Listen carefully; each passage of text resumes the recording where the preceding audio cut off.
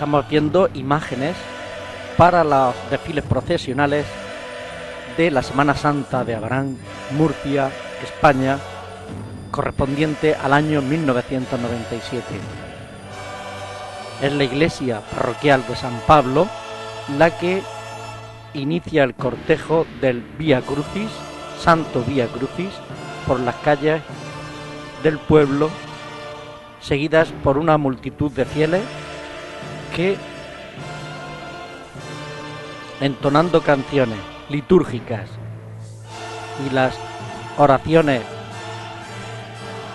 pertinentes, acompañarán a Jesús de Nazaret por su Vía Crucis.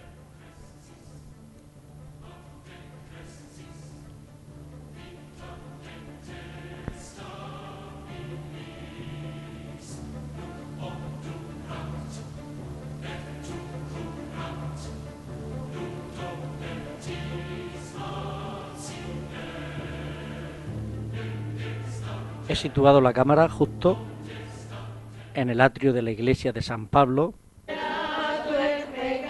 y vamos a escuchar las entonaciones de estas canciones que los fieles que asistieron interpretaron.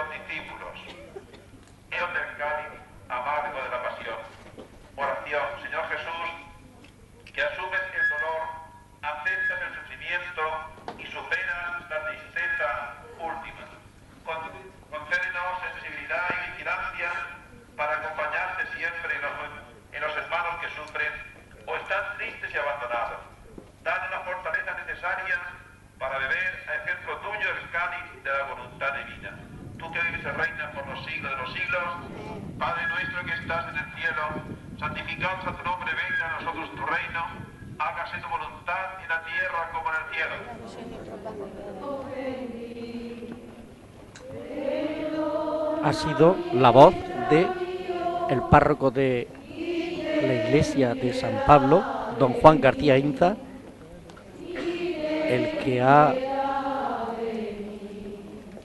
ha leído la oración e interpretado el Padre Nuestro.